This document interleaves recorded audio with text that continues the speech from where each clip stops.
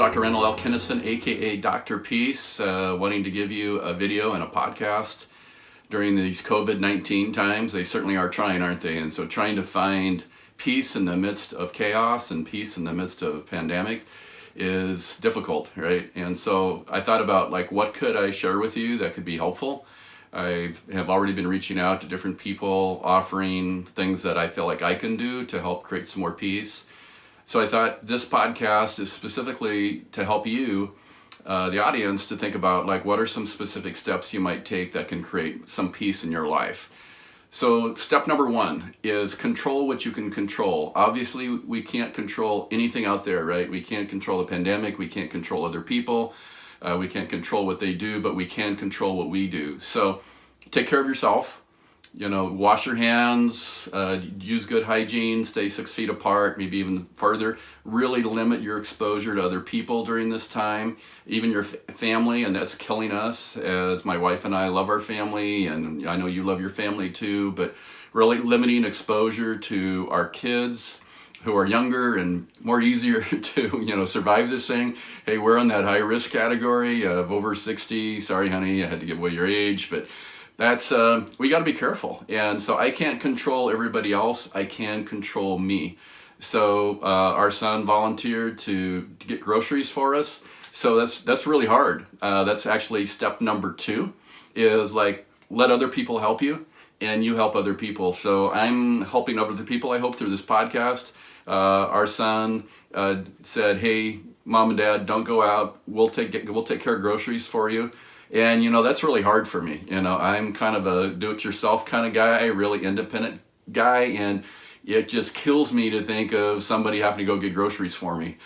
So I probably am not going to age well, just giving you a heads up with that. So aging is all about, that transition of independence to dependence. And so anyway, a lot of us are in that situation, whether we're aging or not right now, is we're moving from independence at times to dependence. We need each other.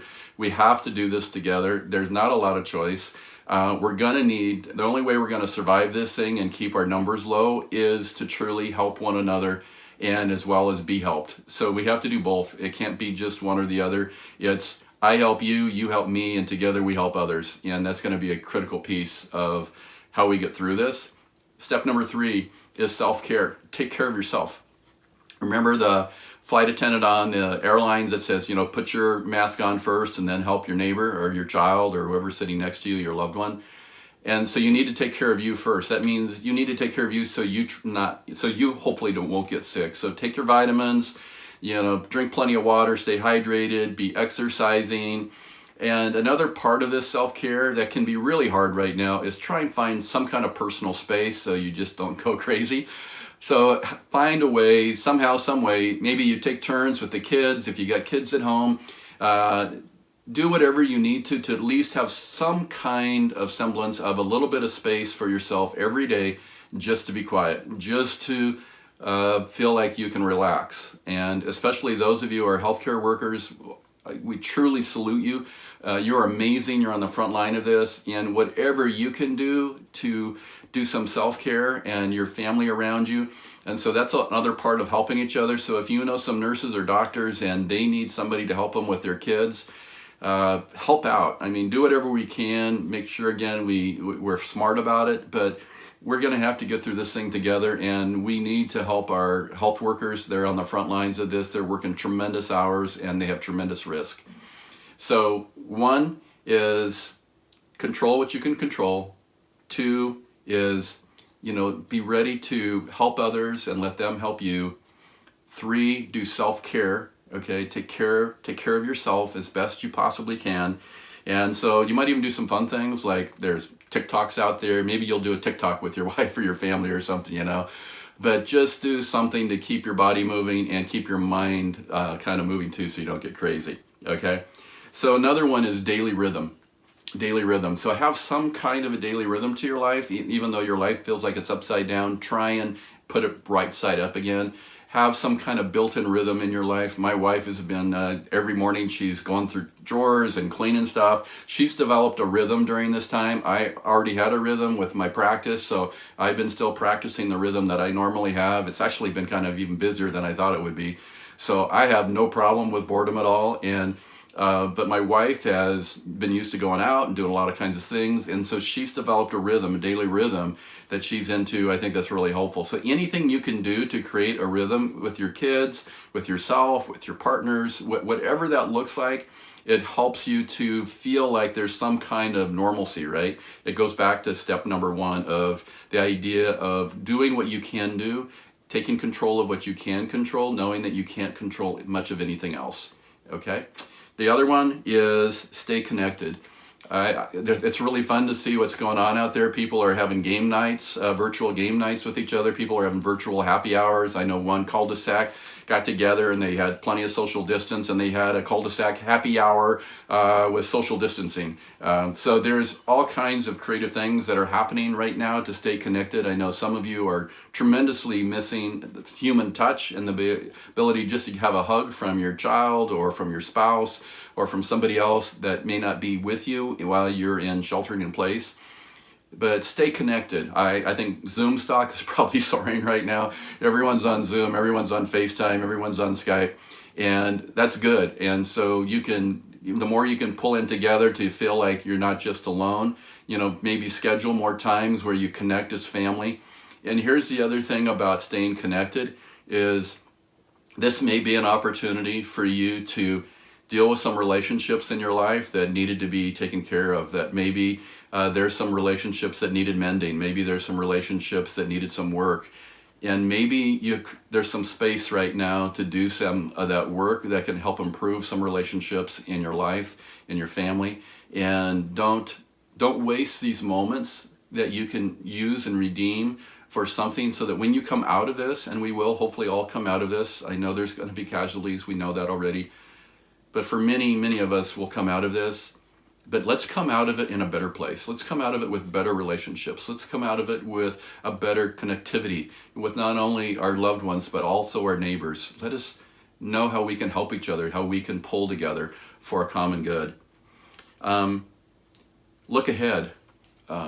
This is an opportunity to think about, like, maybe you lost a job. I'm so sorry if that's your case.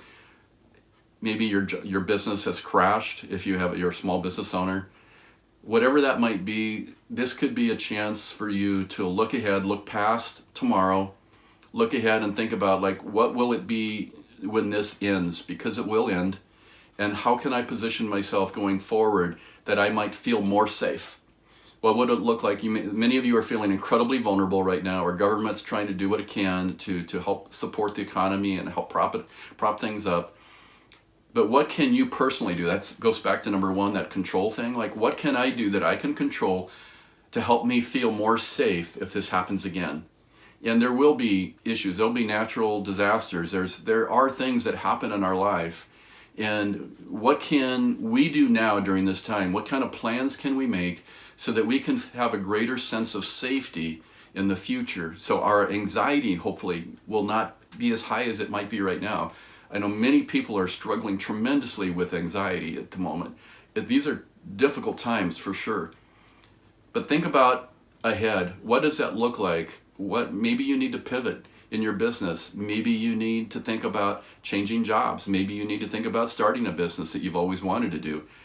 Take these moments and look ahead and dream a little bit. Be excited about what the future can hold for you, and it helps you stay out of the panic of today and helps you forecast ahead of what can be.